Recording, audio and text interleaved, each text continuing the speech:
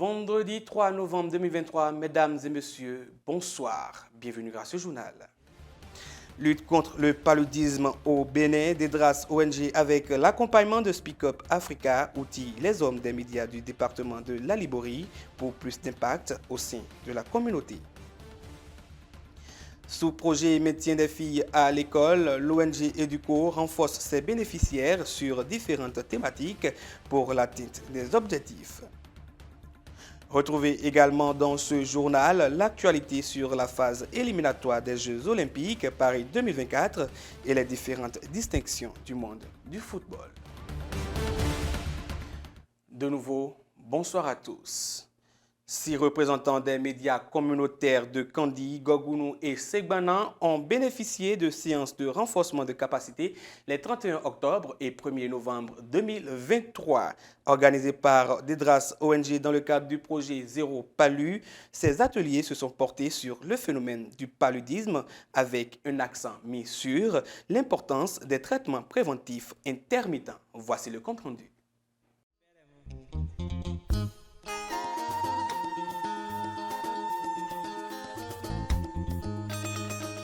Le cercle d'alliés de l'ONG Dedras pour la lutte contre la malaria continue de s'élargir dans le septentrion à travers des séances de renforcement de capacité les 31 octobre et 1er novembre sur le phénomène du paludisme et particulièrement sur l'importance des traitements préventifs intermittents TPI. L'organisation a conquis des hommes de médias communautaires de la zone sanitaire Kandi, Gogounou, Segbana. Depuis hier, nous sommes en formation à Dedras ONG. La formation c'était sur la prévention du paludisme chez les enfants de 0 à 5 ans et également aussi chez les femmes enceintes. C'était la théorie hier.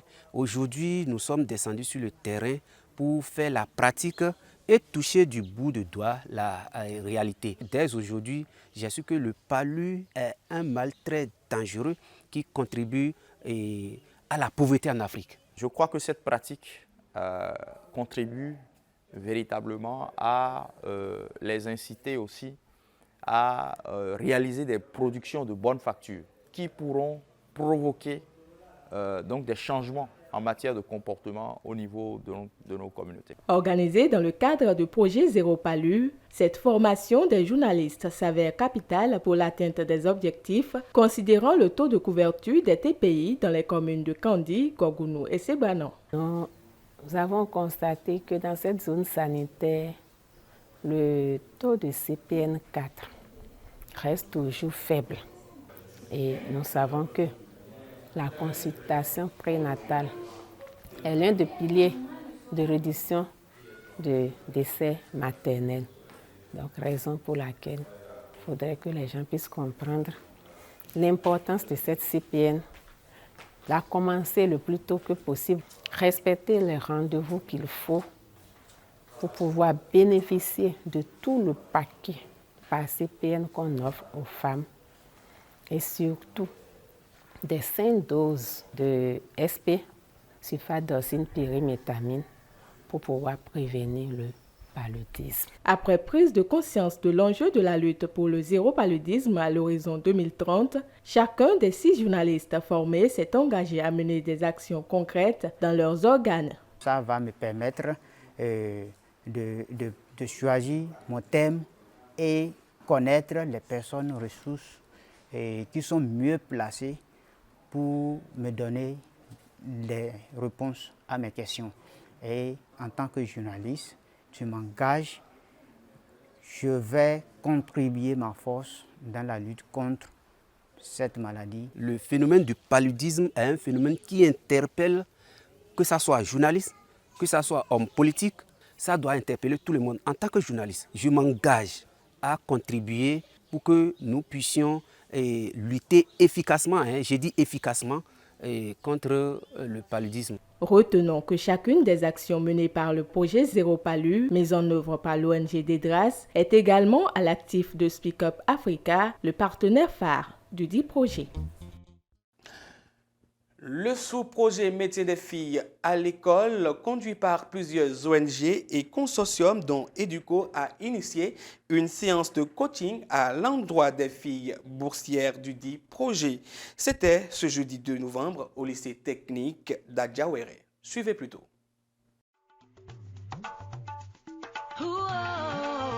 Aller à l'école de nos jours n'est pas un luxe, c'est une nécessité. Le gouvernement du Bénin, avec l'appui financier de la Banque mondiale, a mis sur pied le projet d'autonomisation des femmes et du dividende démographique au Sahel, Soued Bénin. Ce projet vise à augmenter le taux de rétention des filles à l'école, plus précisément au niveau des enseignements secondaires, techniques et de la formation professionnelle d'ici 2023. Ici, au lycée technique agricole d'Adjawéré, elles sont au nombre de 20 à bénéficier d'une bourse via le projet Soued. Dans l'atteinte des objectifs du projet, le consortium Educo a organisé ce jeudi 2 septembre 2023 un coaching à l'endroit des boursières. Nous avons plusieurs catégories de filles bénéficiaires. Nous avons des filles bénéficiaires de kits et de transferts monétaires conditionnels.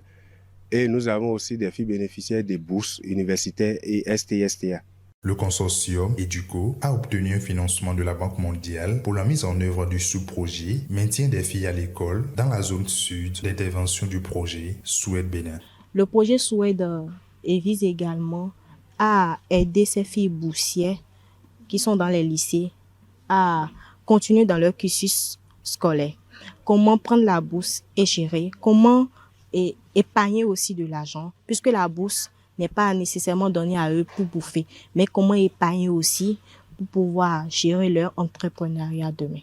Depuis 2022, plusieurs appuis sont octroyés aux adolescentes et jeunes filles de la commune d'Adjawéré, notamment les bourses d'accompagnement au profit des apprenantes des filières STI, STA et des universitaires. Durant cette séance de coaching, plusieurs thématiques ont été abordées pour permettre aux filles d'avoir un meilleur succès dans les études. La promotion de l'excellence à travers l'organisation personnelle de chaque élève et surtout l'abstinence pour favoriser une bonne consécration aux études en milieu scolaire.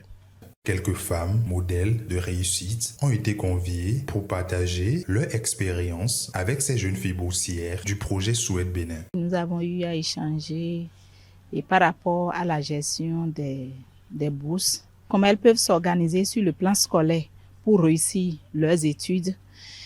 Ensuite, on a parlé de la santé reproductive et sexuelle. Nous avons aussi parlé du leadership féminin. Elles feront l'effort de mettre en application afin d'améliorer surtout les résultats scolaires. Les participantes se réjouissent de cette séance de coaching qui vient les outiller davantage sur les comportements à adopter à l'école et même en dehors afin de mieux réussir dans leurs études. Cette bourse nous permet d'évoluer dans nos études, de savoir comment nous allons entreprendre demain en même temps. Pour toute chose, il faut la persévérance. Et je remercie aussi le projet Soued, l'ONG Happy Perd. L'objectif global visé est de coacher les filles boursières, STI, STA et universitaires sur l'usage recommandé des fonds mis à leur disposition, l'importance de la réussite scolaire, le leadership et le droit à la santé sexuelle et reproductive. Dans la page des sports, on retrouve une fois encore Eric Cyril Azakoun. Avec lui, on passe en revue les actualités marquantes de la semaine sur le plan sportif. Au menu, distinction dans le football et éliminatoire des Jeux Olympiques Paris 2024.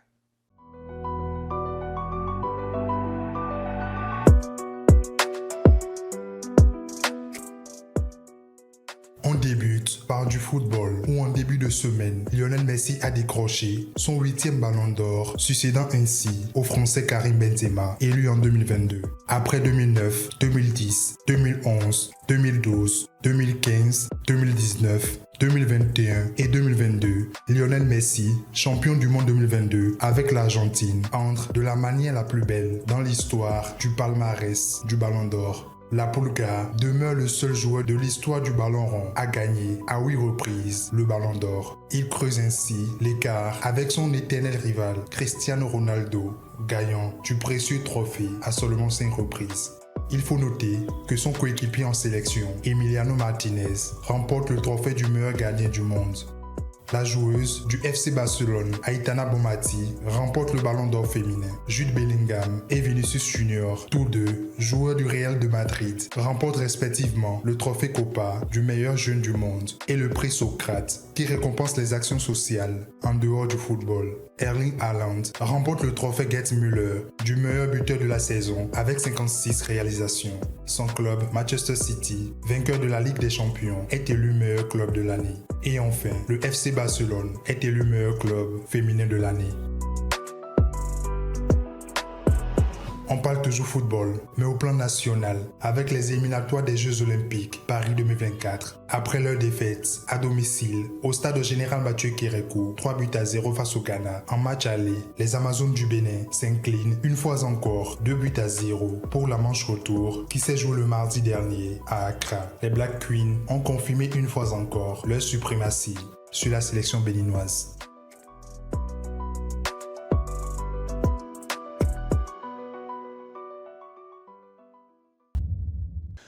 Sur le plan international, plusieurs actualités sont abordées par Rosalie Tchala dans ce condensé. Madame, Monsieur, c'est un plaisir de vous retrouver pour l'actualité à l'international. Au Niger, le président Mohamed Bazoum ferme aujourd'hui son 100e jour de détention. Le chef d'État n'a toujours pas donné sa démission, ce qui rend toujours la situation tendue au Niger. Pendant ce temps, pour voyager au Rwanda, les Africains n'auront plus besoin de visa. Le président rwandais a annoncé la fin de la restriction jeudi à la tribune du 23e sommet du Conseil mondial du tourisme à Kigali. N'importe quel Africain peut prendre l'avion pour le Rwanda quand il le souhaite et il ne paiera pas pour entrer dans notre pays, a déclaré Paul Kagame. La mesure vise à stimuler la libre circulation des personnes et le commerce à l'échelle du continent.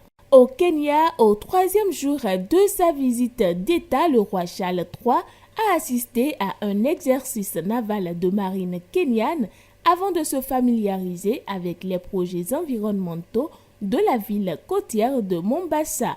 Le souverain a rendu visite à Early Bird Banda, une organisation communautaire qui œuvre pour la conservation de la plage de Yali ainsi qu'à la réserve naturelle de Kiruitu.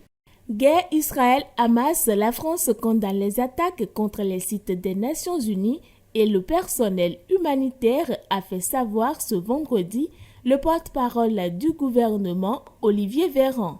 La déclaration du porte-parole intervient après des frappes israéliennes sur le camp des réfugiés de Jabalia, le plus grand de la bande de Gaza. Toujours guerre Israël-Hamas au Liban, le discours attendu et redouté du chef du Hezbollah fait craindre une escalade. Les combats entre le Hezbollah et l'armée israélienne dans le sud du Liban font craindre une régionalisation du conflit. Hassan Nasrallah, le chef du puissant Hezbollah, pro-iranien et allié du Hamas, doit prononcer un discours très attendu. Mesdames, Messieurs, c'est tout pour les informations à l'international. Merci de nous avoir suivis. C'est tout pour cette édition du Journal Soir sur L2A TV. Merci de nous avoir prêté une oreille attentive. Bon week-end à chacun et à tous.